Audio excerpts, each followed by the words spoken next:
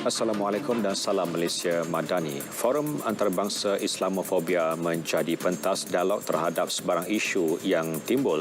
Perdana Menteri Dato' Seri Anwar Ibrahim memaklumkan ia mampu meleraikan segala salah faham khususnya pandangan serong terhadap Islam.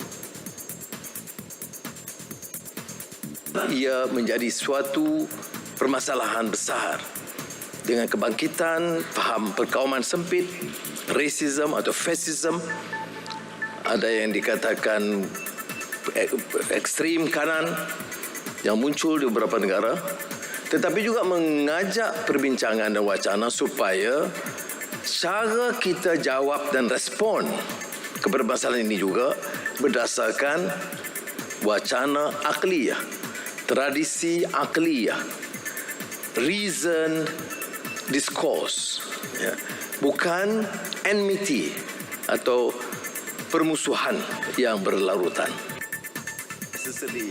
Beliau berucap pada persidangan antarabangsa Islam dan Islamofobia di Putrajaya. Persidangan dihadiri lebih 1,000 peserta terdiri daripada pegawai perkhidmatan awam, diplomat, pemimpin agama, badan bukan kerajaan dan aktivis.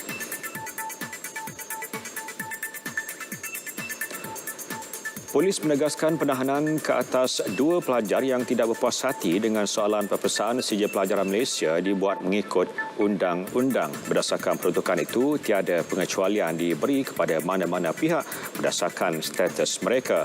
Menurut Ketua Polis Daerah Hulu Selangor, Superintendent Sofian Abdullah, siasatan dibuat mengikut Akta Kesalahan Kecil 1995 dan Akta Komunikasi dan Multimedia 1998. Perintah reman 2 hari diberi mahkamah. Polis bagaimanapun membebaskan 2 pelajar tabib lebih awal selepas berpuas hati dengan proses rakaman percakapan yang dijalankan. Tegasnya, tindakan kumpulan peguam yang mengecam penahanan terbabit adalah tidak wajar. Ini kerana semua prosedur dijalankan polis adalah mengikut peruntukan undang-undang. Datuk Johan Mahmud Marikan dilantik sebagai Ketua Setiausaha Perbendaharaan yang baharu. Pelantikan dibuat berdasarkan kelayakan, ciri kepimpinan dan pengalaman luas dalam bidang ekonomi, kewangan dan dasar. Ketua Setiausaha Negara Tan Sri Muhammad Zulkifli Ali memaklumkan pelantikan mendapat perkenan yang di-Pertuan Agong Al-Sultan Abdullah Riayatuddin Al-Mustafa Billah Shah. Datuk Johan merupakan lulusan kelas pertama dari University of Cambridge serta Accountant Bertaliah dari Institute of Chartered Accountants in England and Wales. Beliau pernah berkhidmat sebagai Ketua Pegawai Eksekutif Talent Corporation dan Timbalan Ketua Pengarah Dasar Unit Perancang Ekonomi Jabatan Perdana Menteri. Beliau juga bertanggungjawab sebagai Pengarah Belanjawan MOF sebelum menggalas jawatan terakhirnya sebagai Timbalan Ketua Setiausaha Perbendaharaan. 58 migran maut selepas kapal kayu dinaiki mereka karam di perairan selatan Itali semalam. Insiden dipercayai berlaku akibat cuaca buruk yang membadai kapal itu hingga menghentam batu besar sebelum tenggelam.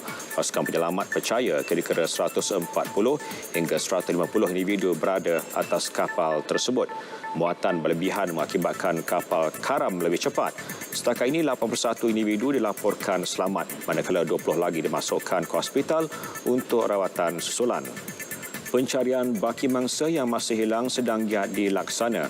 Polis pula mengesahkan penahanan seorang individu disyaki dalam sindiket pemerdagangan migran.